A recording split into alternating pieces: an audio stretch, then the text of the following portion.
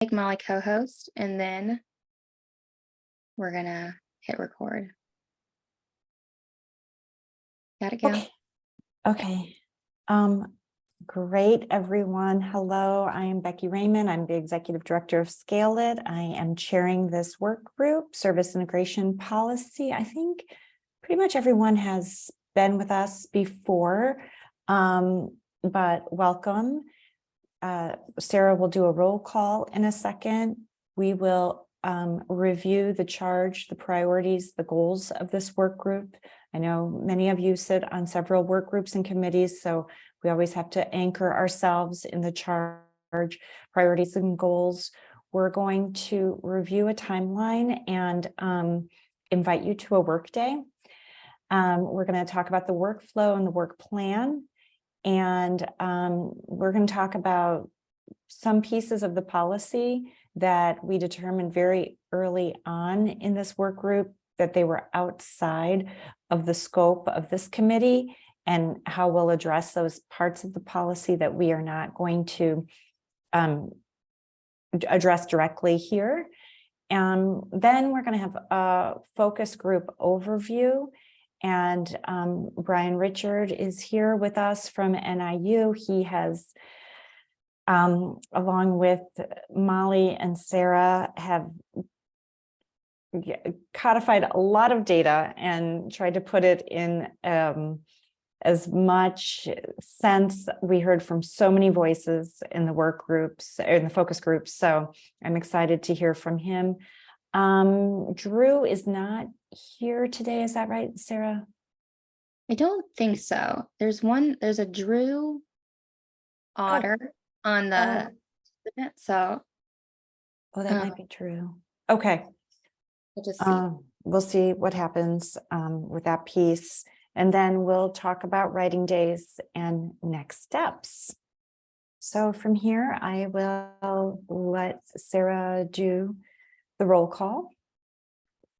Hi all, I'm just going to read the name in the Zoom participant list as they appear to me. If you don't hear your name, please go ahead and put it into the chat and we'll make sure it's noted in the notes. So I see Becky Raymond, Molly Cook, Courtney Geiger, Kathy Olson-Tracy, Laura Dom, Brian Richard, Sarah Goldammer, Carrie Thomas, Stacy Kregel, Marissa Lewis, Justin Arnold, Renee Patrick, Amy Julian, Eric Hansen, Tara Driver, Drew's Otter AI, which I'm thinking is a recording device, Janice Taylor Brown, Andy Lasasso, Rena Bryson, Todd Lowry, Natasha Telger, and Francisco Alvarado. And I apologize if I have gotten your names mispronounced. If you haven't heard your name, please go ahead and put it in the chat and I'll pass it back over to Becky. Great. Thank you, everyone, for joining us. It's great to see so many enthusiastic participants for service integration. Again, we have a community agreement to keep customers central to the discussion, to take and make space, avoid jargon as much as possible, and explain acronyms. And together we know a lot. The priorities of this work group are to integrate service delivery, improving access and opportunity for all populations, cross-agency collaboration and alignment for developing and/or promoting career pathways and industry-recognized stackable credentials, to review the 2019 self-assessment process and the relevance in a post-COVID environment. And we are reassessing the current service integration policy and related resources to understand the barriers to integrated services, service integrations current relation to post-COVID, and opportunities to improve operations long-term, with the ultimate goal of revising the policy by May of this year.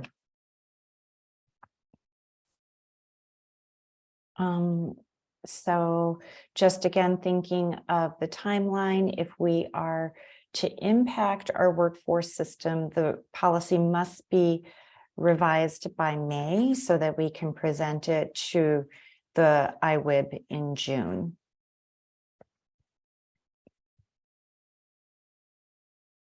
So we have had a recommendation from the core partners that this group come together in March for a writing day. We're proposing March 13th from 10 to 3.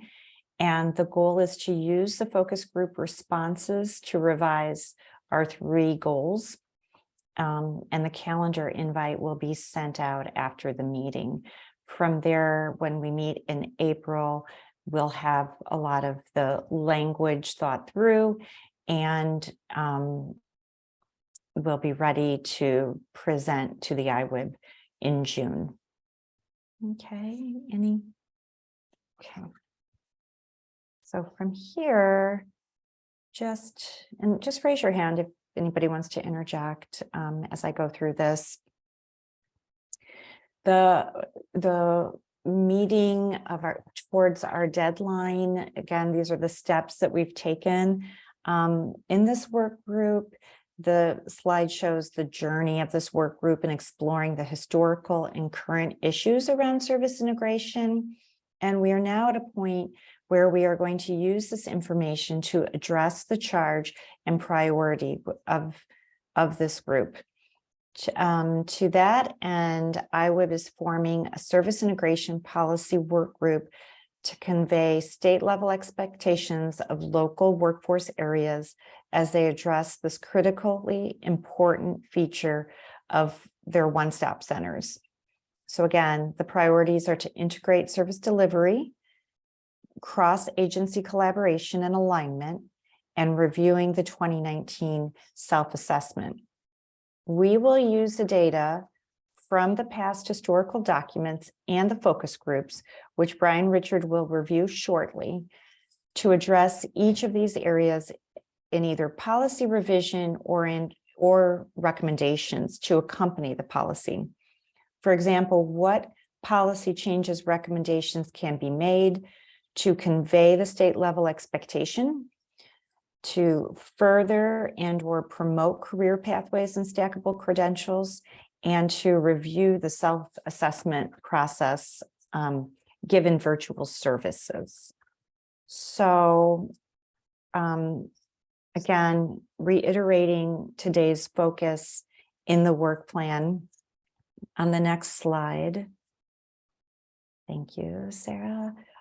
Today we are having the focus group review, the policy versus implementation. If Drew is able to present it, again, I'm not sure if he's feeling well enough to talk about the writing day and the goals for the outside work group. Okay, so in the beginning of the work group, several members of the work group said that some areas of this comprehensive policy were better suited to be addressed by other committees or other work groups. So here we have 4 areas that we are not going to be considering in terms of us addressing it ourselves. And so Molly and Sarah B have taken the time to really, yeah, sorry, it's a little small there. I don't know if you can make it bigger, Sarah B. So I don't know, Molly, if you want to talk through the piece of how we could fit these areas into other committee work. Yeah, Sarah, do you want to start, and then I'll jump in regarding maybe like the CPCP piece in a minute? Yep. So I think in November or October of last year, we had talked about which goals were outside the scope, as Becky was saying, and we earmarked a couple of IWIB groups or committees that we would hand off these goals to make sure that they're still in alignment with the state's vision for service integration. So the first, which is staff goals, this is how it's written currently in the policy was earmarked for the professional development committee. And we were thinking that the work group, our work group, have volunteer ambassadors to take this to those work groups to kind of introduce the goal and see if it needs to be revised from their point of view and expertise. So for the first goal, which is the staff goal, it was earmarked as the professional development committee. Is that still where we would like it to go? And if so, is there someone from this group that would like to be the ambassador?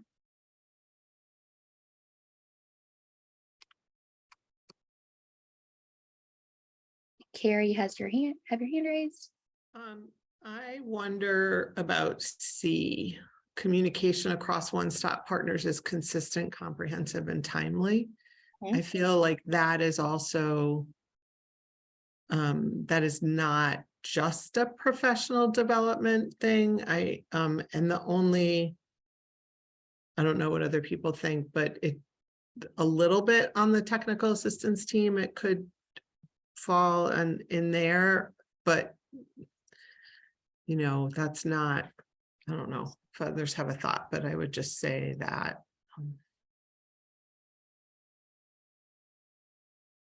Kathy? I agree with what she is saying, that communication isn't really professional development. So how would we feel about changing C to professional development across one-stop partners is consistent, comprehensive, and timely, and that stays in the professional development space.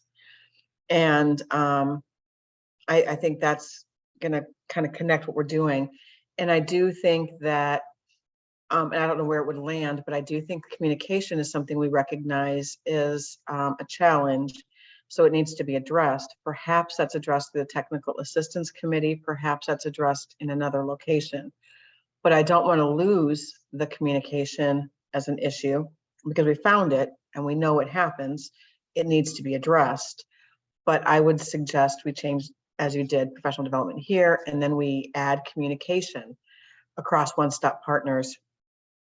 And I would further that to saying communication across all title partners, because that will connect our one-stops, our comprehensive one-stops, our people that are coming in through linkages, our titles, so that everyone's on the same page. So that to me is broader on the communication spectrum of all party, all titles, have a streamlined communication process or something like that. I don't know where that lives. Okay, Carrie? I would just say, I might have misheard you, Kathy, so I'm like partly trying to clarify. So are you trying to broaden the definition of partners in this? Because core partners to me is narrower than one-stop partners. No, I'm thinking it's core partners that we talk about, core partners, not one-stop partners. To your point, it is broader and we do have a broad range here. So I think it should be the core partners. I would agree with that. But I also recognize that we had some challenges with communication as it came out originally through our one-stop partners. So I don't know where the communication lives and if the communication should be through one-stop partners or through the core partners. I don't have an opinion on that one. I will defer that to this group and support the direction. But I just think this needs professional development across all core partners. That makes sense? Well, I think you're saying from our experience in organizing the focus groups that going through the one-stop partners, it needs to be broader and more comprehensive than that. Is that what you're saying? It does. And to Carrie's point, as if I'm interpreting it correctly, is focusing on the core partnerships, our 4 titles, not just the one-stop, because it is broader, and service integration is broader than only the one-stops. That's a part of it, but just not the only part. Carrie? No. Okay. Sorry, you could just leave it as partners, it's fine. Like, I agree with the broader, I can't get into, what you call it is gonna look different everywhere, so just call it partners, is good, yeah. Todd, did you have something? Yeah, I hate to counter Teresa's last statement, but if you're going to expand upon Wyoma language, the only real control we have are core partner control. If you're going to make policy in that regard, I would think. That's all I was going to say on that. We can put that in the parking lot Yeah, we haven't really rolled it out yet, or we have the writing day. So I'll make a note, and Molly will make a note of this too, I think, in the notes to go over the language before we do pass it off to other groups. But it does look like Amy has volunteered to be the ambassador for this goal. And then Molly, do you want to explain the career pathways goal?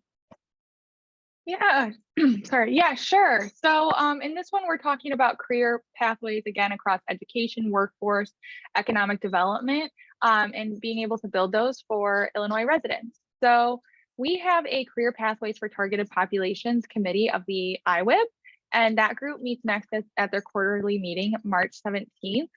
So this would be definitely something we could bring to that group.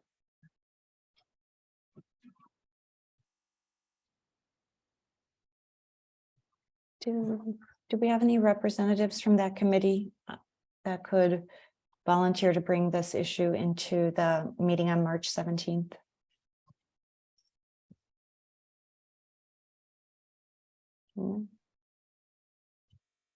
I can volunteer someone who I know is on the committee or suggestive volunteer. So like I can definitely bring it. Todd is also on the CPTV. So if Todd and I maybe could work together, how would you feel about that, Todd, if we brought it together? No problem at all. Okay, great. Good job. All right, the next is the information goals. This was a goal that we did not earmark a committee for when we discussed this last fall. The goal is on the screen, and I hope if it's not big enough, you all let me know and I'll zoom in more. But is there a group of the IWeb that we think could look over this goal? And if so, do we have an ambassador for this goal?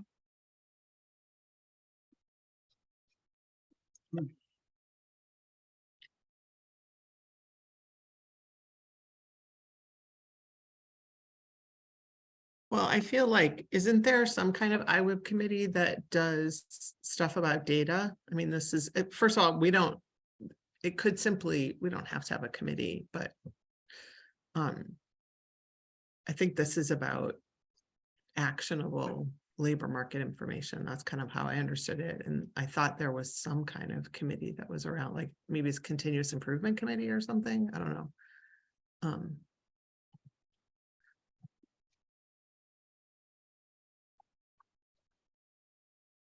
There is the Continuous Improvement Committee, the CIC, and there is quite a few people from this group on that. I don't know if that group wants to talk to Carrie's maybe suggestion of putting it to the CIC for this goal.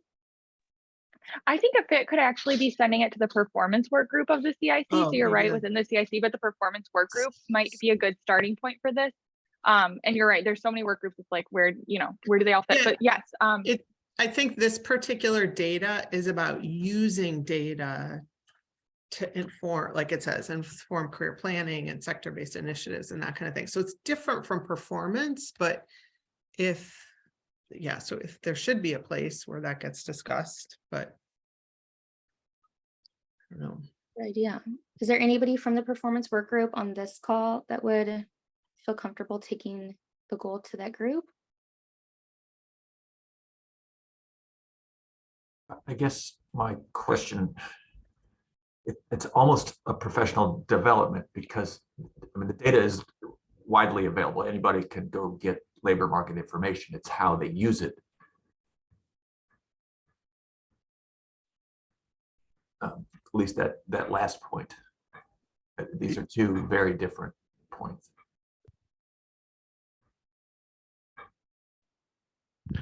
Yeah, I wondered if it was professional development too. When I'm working at the local level with different partners, it doesn't seem like everyone knows what managers should do, what staff should do, how to kind of talk through things as partners, convey that to staff, um, take action as a group. So I don't know, like performance makes me think of data that you can evaluate and see if you're on target, where some of the stuff about managers and staff, um, it seems more of a professional development situation. But then the second part about current and timely labor market information, that one's a little bit more difficult to know what to do with that one. Could we split it up? Can we do professional development for the first bullet and then the performance work group for the second bullet? Yeah, I think that makes the most sense. And Amy, as the ambassador for the other professional development goal, would you feel comfortable with this first bullet to that committee? Yeah, we can talk about how we can develop professional development around use. And then Brian, does that make you feel more comfortable? I'm assuming you're on the performance work group. Well, actually, my point that was that the second bullet point to me is professional development about labor market information, because it's that information is widely available. I just think it's a case of knowing how to use it. Thank you, Brian, because I was kind of thinking the same thing. The second bullet seems much more applicable to professional development. Managers and staff share information as appropriate and feasible on all one-stop partners is more something, would that be like a technical assistant team thing? Because I mean, we can do PD on how to use it and where to find it, but we're not in a position to provide regulation. That's not our role.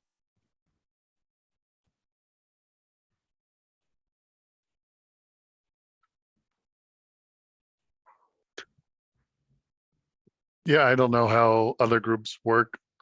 But like looking at an IDS and a DHS, sometimes managers can do some things, but they don't know how to do other things. And they will say, well, if you want us to do this, we don't know how to do it. And if someone from on high tells us to do something, maybe we can. And then the staff don't really know. Like I'll be talking to the managers in a partners meeting, but then their staff don't know that that's ever been a discussion. And with adult ed, it's a little bit different, but there's a kind of a distinction between who's running the adult ed and then their frontline staff and maybe deans at the college. So there seems to be generally a need for professional development on how to share information, how to direct groups, how to coordinate a local area, to work together. It seems to be a professional development need, but as far as I've just seen the need. Well, I think we're gonna have to put that one in the that first bullet in the parking lot for a second, just because we have so much content to get through today. To me, it seems like it would be the CIC's performance committee, but we could maybe, I don't know, it doesn't seem like there's clear consensus on it. So I don't want to delay the agenda too much, because we still have goal 7 to hand that one over to the evaluation work group, which has a meeting coming up, and we're looking for someone to take that one on.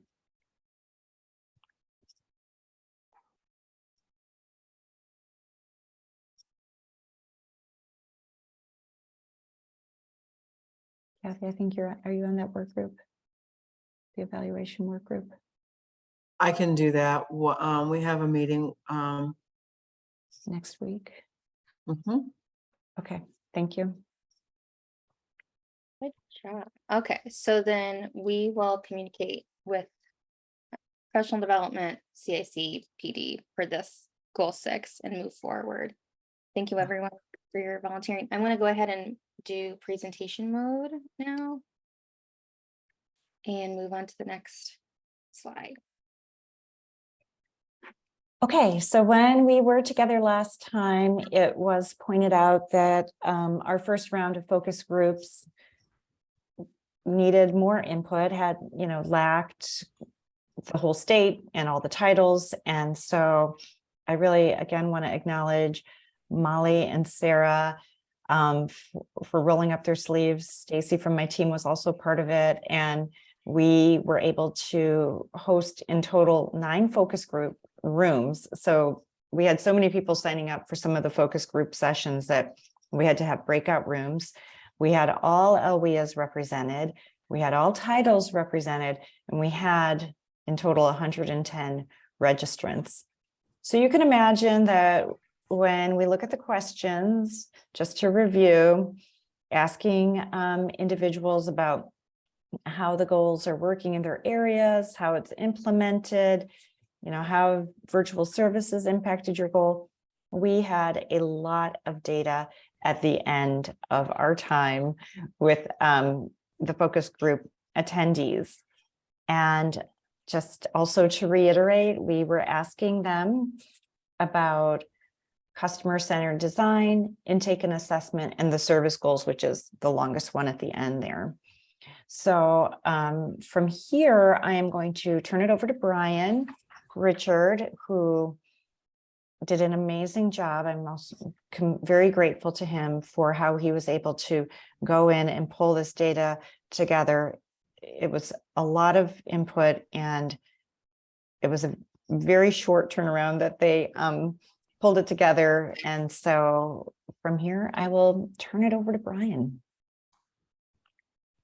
All right, so I'm just going to present some of that high-level findings, just some highlights from what we found and how it relates to some of the 2019 self-assessment themes. We're going to put together a more detailed analysis of all of this and get to you in advance of writing day next month, but just kind of wanted to share some of the high-level findings. And I guess we can move to the next slide. The big picture is that for the most part, we keep hearing the same thing over and over again as we ask about this. Customer intake, there's not a universal intake form, so each provider, each partner has a different intake form, and in most cases, there's not ways of sharing data that is collected, so it results in if somebody wants to access services from multiple partners, they have to do multiple intake processes.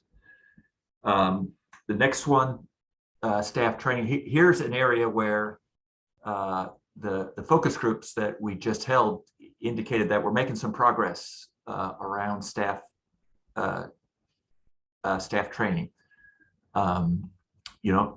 It actually came up in the focus groups that, well, we found some things in 2019 that we've addressed. We've in some local areas, there is cross training among partners to improve understanding. So this is good news, although I think there's still work to be done in some local areas.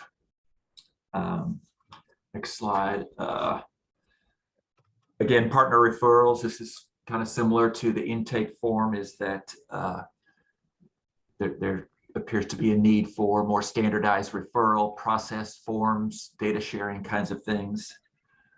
Frontline staff input, a big finding from the 2019 self-assessments is that the system needs to do better about learning from frontline staff. I think this process that we just went through is an example of how that's being done this time around. So I think that's another positive takeaway from this. And then just a final slide here about customer-centered design. I think just another important area of feedback about service service provision is from the customers themselves. There are customer satisfaction surveys going on throughout the system.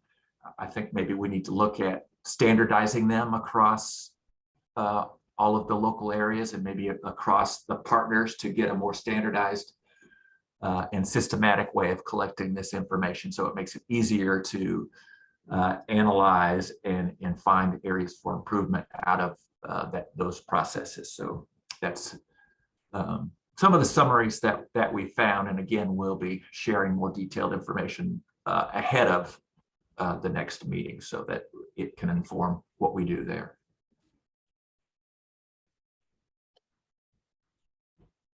Okay, thanks, Brian. So as Brian mentioned, we'll be sharing out more detailed information ahead of writing day, but these are the common themes that came up in the focus groups. And again, they've aligned with a lot of the things that we've heard from 2019 self-assessment.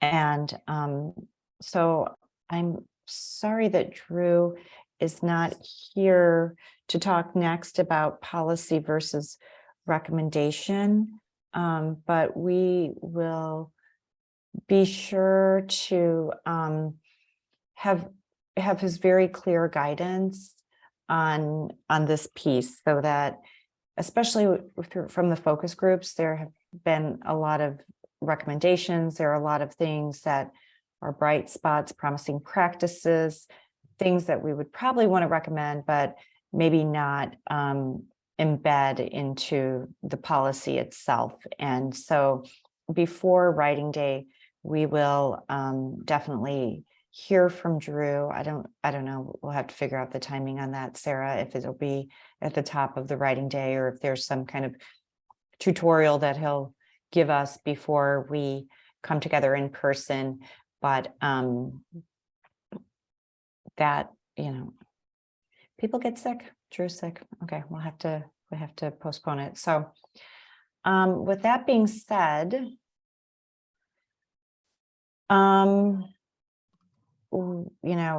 we are planning the writing day. And so I don't know if you have the next slide to talk about the logistics of coming together.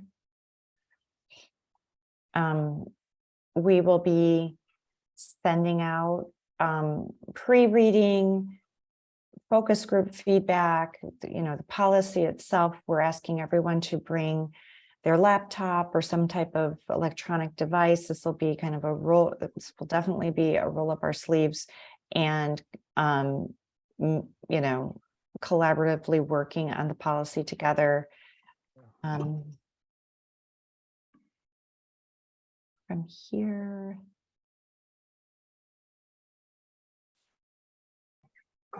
So I don't know if you want to share any other information, Sarah, about logistics for the day. Well, it's still in draft form. Internally, we're still going over the best way to structure it so everyone's time is well spent and the goals that we need to revise or potentially revise are met, while we also include previous historical research and while we also include the feedback from the focus groups. So if you all have any questions about writing day, now is a great time that we can talk about that.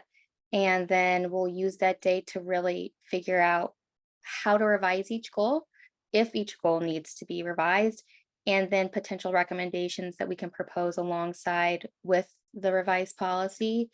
And then in March, we'll come back together and go over the work that we've done and then proceed with the work that's still left to be done with this group. So does anybody have any questions or feedback?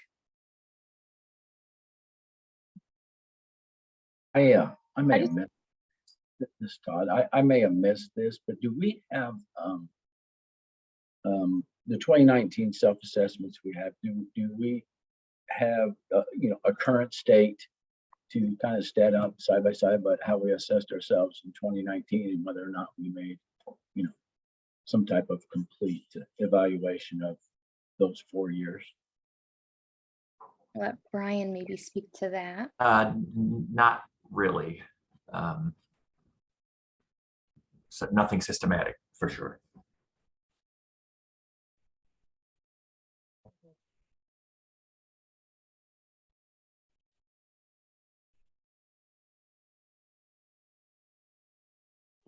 I mean, there was some discussion at some level about trying to redo that process, but that was a big lift for local areas to go through that. It took a lot of effort for them, and I just hasn't been undertaken again.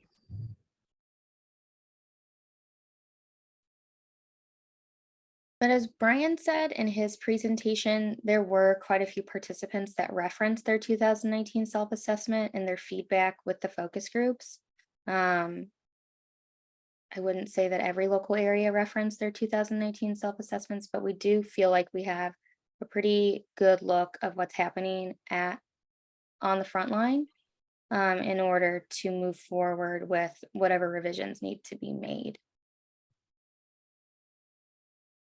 Yeah, and that was kind of my thought on this too, is if you're doing the survey, this is kind of a reminder of how we assessed ourselves in 2019. And it gives people time to ponder and think as to whether we made progress towards improvements in areas that were identified as lacking. So I think that's happened in areas, in pockets. Todd, I don't know if I caught that whole statement. I don't know if it's my audio. No, it's mine. I don't have headphones for Zoom. Sorry.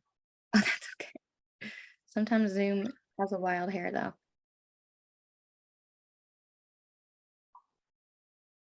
Okay. Is that the only question we have about any of the work done so far, the movement forward? I just wanted to add one comment. If you are unable to attend writing day, Sarah and Becky, correct me, but I'm pretty sure there will be an opportunity for you to be able to submit some feedback or thoughts in writing to us in a different way. So if you're unable to attend, we can still get your feedback in that way. Mhm. Yep. Yes, absolutely.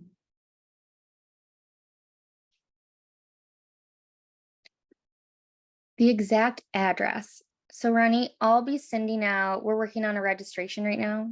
In-person days require a little bit more detailed coordination than a Zoom meeting. So we'll be sending out registration with the exact address and the pre-reads and all of that very shortly. I think we have a meeting on Thursday of this week to finalize plans. So I'm not sure of the exact address in this moment, but you'll have it very shortly. Great, thank you. No problem. Okay. Okay, well, if you have questions after this meeting that don't occur to you in this moment, feel free to reach out to me. I'm happy to provide any other context to this process. I'm really excited to be in person. I think it will be great to be together and to work on the policy in person. I think it's the best approach as we finalize the policy changes that we're going to make. And I appreciate your time and look forward to connecting again soon. Thank you. Thanks.